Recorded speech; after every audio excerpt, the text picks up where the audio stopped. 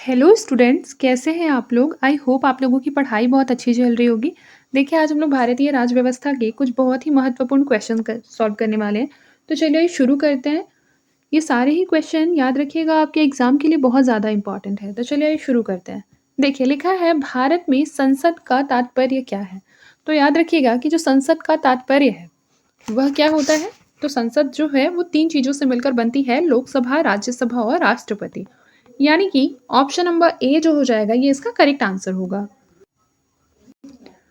फिर देखिए 63 number question है कि निम्नलिखित में से कौन राष्ट्रपति होने से पहले उपराष्ट्रपति नहीं थे? तो बताइए कौन राष्ट्रपति होने से पहले उपराष्ट्रपति नहीं थे? तो उसका जो करेक्ट आंसर हो जाएगा ये हो जाएगा नीलम संजीव रेड्डी। फिर देखिए भारत का जो राष्ट्रपति होता है वो राज्य का संवैधानिक अध्यक्ष भी होता है। ठीक है, ऑप्शन नंबर सी। देखिए, लिखा है भारत के मंत्रिपरिषद के अधिकतर जो मेंबर होते हैं वह लिए जाते हैं, किससे लिए जाते हैं? तो लोकसभा से लिए जाते हैं। Option number C Lok Sabha, sorry option number D.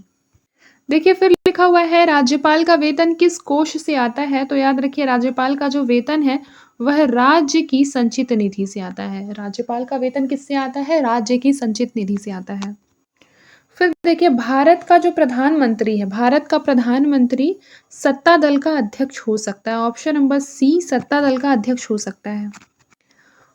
फिर देखिए, भारत के वर्तमान उपराष्ट्रपति कौन है? तो वर्तमान में तो ये पहले का इसमें दिया हुआ है, वर्तमान में बताइए कौन है? श्री जगदीप धनखड़। फिर देखिए, विश्व में लोकसभा के लिए सबसे बड़ा चुनाव कहाँ हुआ? तो इसका जो करेक्ट आंसर हो जाएगा ये हो जाएगा ऑप्शन नंबर डी भारत में। फिर देखिए, अगला है कि वर्तमान में भारत के राष्ट्रपति कौन है? तो याद रखिए वर्तमान में भारत के जो राष्ट्रपति हैं वो कौन है? बताइए, द्रौपदी मुर्मू है। ठीक है, द्रौपदी मुर्मू। फिर अगला क्वेश्चन देखिए, परंपरानुसार बजट कब प्रस्तुत होता है? ये तो अभी होने भी वाला है, तो आप लोगों को ये क्वेश्चन तो एकदम पता ही होना चाहिए। फरवरी माह का अंतिम दिन। ठीक है, ये लेकिन वर्तमान में चेंज हो गया है। वर्तमान में है कि मार्च खत्म हो जाता है, यानी कि 1 अप्रैल को।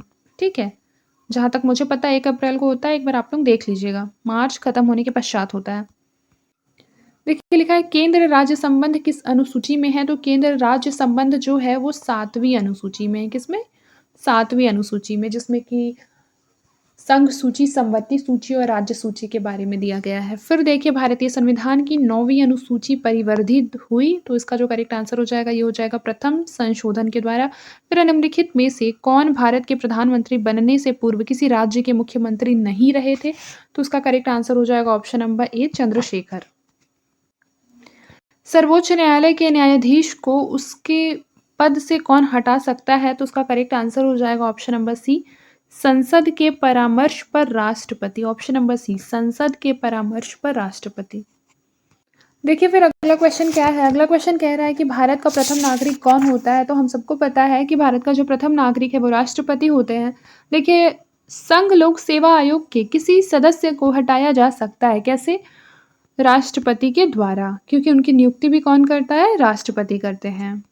फिर देखिए, अगला क्वेश्चन है भारतीय दंड संहिता की रचना कब हुई थी? तो भारतीय दंड संहिता की जो रचना है वो 1861 में हुई थी। फिर निम्नलिखित में से कौन सा संविधान का भाग नहीं है? बताइए कौन सा संविधान का भाग नहीं है?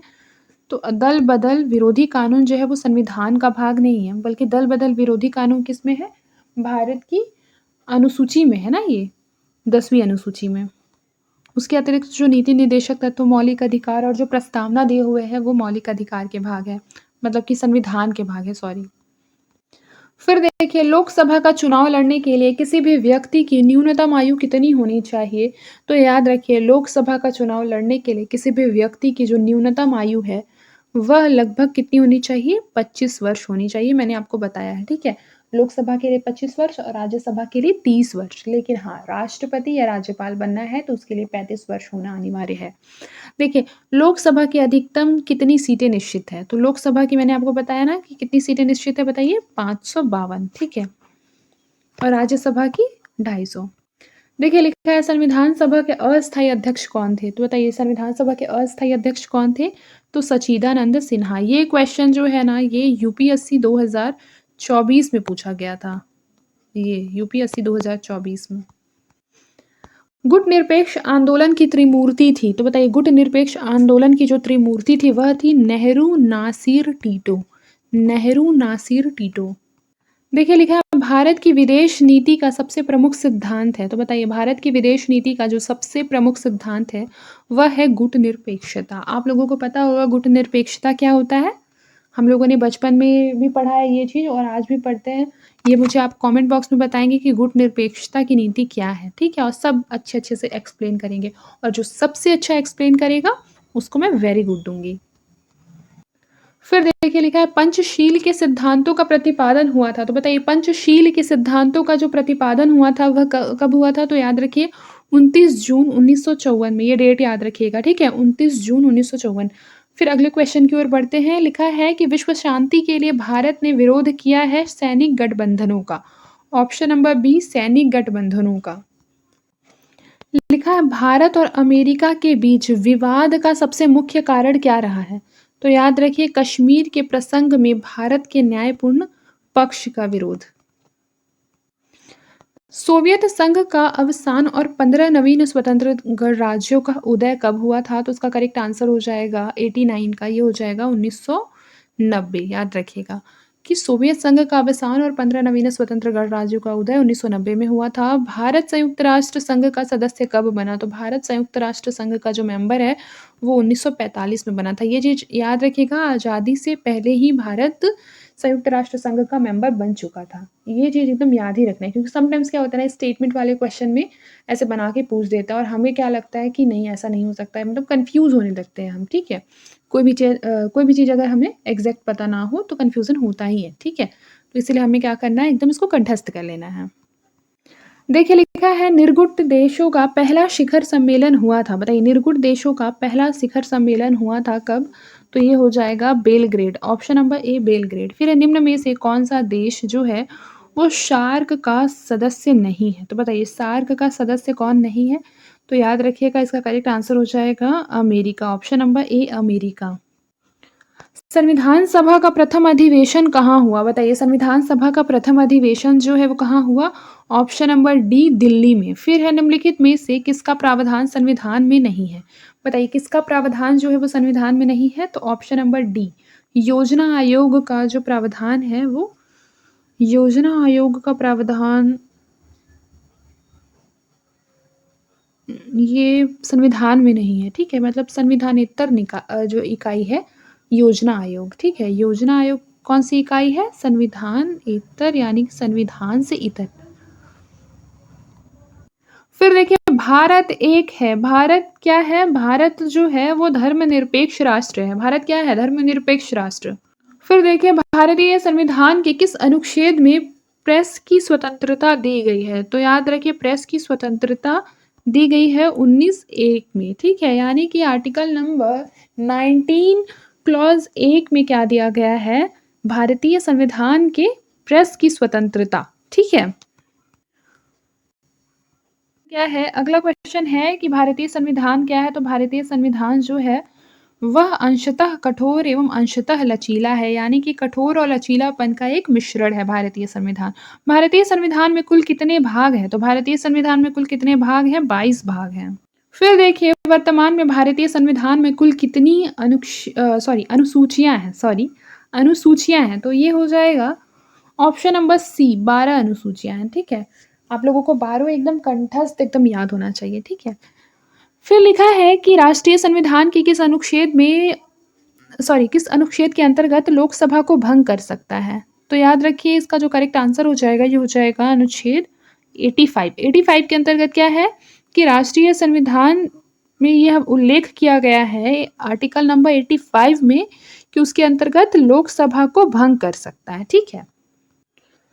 भारतीय संघ में सम्मिलित किया गया 28th राज्य कौन सा है, तो इसका जो करेक्ट आंसर हो जाएगा ये हो जाएगा Jharkhand. Option number B, Jharkhand. Bharat के नागरिकों को कितने प्रकार की नागरिकता प्राप्त की है, तो याद रखना भारत के नागरिकों को कितने प्रकार की नागरिकता प्राप्त है, तो इसका करेक्ट आंसर हो जाएगा एक प्रकार की। भारत में एकल नागरिकता की व्यवस्था है ना। फिर देखिए भारतीय संविधान निम्नलिखित में से कौन-सी नागरिकता प्रदान करता है? तो भारतीय संविधान जो है वो कौन-सी नागरिकता प्रदान करता है बताइए? तो भारतीय संविधान एकल नागरिकता प्रदान करता है, जैसे मैंने अभी आपको ऊपर बताया था। फिर देखिए मत देने का जो अधिकार है वह एक कौन-सा अधिकार होता है? एक कानूनी अधिकार होता है या बताइए राजनीतिक अधिकार होता है, नागरिक अधिकार होता है? देखिए पहली बात तो ये कि बेसिकली मत देने का अधिकार एक संवैधानिक है, ठीक है? और आप बताएँगे कि कौन से आर्टिकल में है। लेकिन इसमें संवैधानिक का ऑप्शन नहीं है तो आप इसे राजनीतिक भी लगा सकते हैं। तो राजनीतिक ही यहाँ सबसे सटीक आंसर दिख रहा है। फिर देखिए 1 वर्ष में कम से कम कितनी बार संसद की बैठक होना आवश्यक है? ये मैंने अभी आपको ऊपर बताया था कि 2 बार। देखिए फिर लिखा है राज्यसभा के किसी सदस्य की सदस्यता अवधि कितनी होती है? तो किसी भी राज्य की जो सदस्यता अवधि होती है, वह होती है 6 वर्ष। राष्ट्रपति को हटाया जा सकता है, बताइए राष्ट्रपति को किस प्रकार से हटाया जा सकता है? तो अविश्वास प्रस्ताव लाकर हटाया जा सकता है, ठीक है? महाभियोग के द्वारा। सॉरी ये अविश्वास प्रस्ताव नहीं होगा, ये होगा महाभियोग। ऑप्शन नंबर डी महाभियोग। राष्ट्रपति अपना त्याग पत्र किसे सौंपता है? तो राष्ट्रपति अपना त्याग पत्र उपराष्ट्रपति को सौंपता है। राष्ट्रपति का रिक्त स्थान भर लिया जाना चाहिए, ये हो जाएगा 6 माह में। निम्नलिखित में से कौन लगातार 2 बार राष्ट्रपति रहे थे इनमें से? तो बताइए डॉक्टर राजेंद्र प्रसाद जो है वो लगातार 2 बार राष्ट्रपति रह चुके हैं। फिर देखिए उपराष्ट्रपति का निर्वाचन कैसे होता है? तो उपराष्ट्रपति का जो निर्वाचन होता है वो अप्रत्यक्ष रूप से होता है। Option number B. इस चीज़ को एकदम अच्छे से याद रखिएगा। फिर देखिए लिखा है राज्यसभा की बैठकों की अध्यक्षता कौन करता है? तो राज्यसभा की जो बैठकों की अध्यक्षता है वो उपराष्ट्रपति करते हैं। राज्यसभा की प्रथम महिला महासचिव कौन थी? इसमें प्रथम पूछा है जो कि बहुत इंपॉर्टेंट है, वीएस रमा देवी। लोकसभा के अध्यक्ष को कौन चुनता है? लोकसभा के अध्यक्ष को ऑप्शन नंबर बी लोकसभा के सदस्य चुनते हैं, ठीक है? याद रखिए लोकसभा के सदस्य चुनते हैं। तो आज के लिए बस इतना ही, मिलते हैं नेक्स्ट क्लास में। तब तक के लिए अपना ख्याल रखें और मन लगाकर पढ़ाई करते रहें।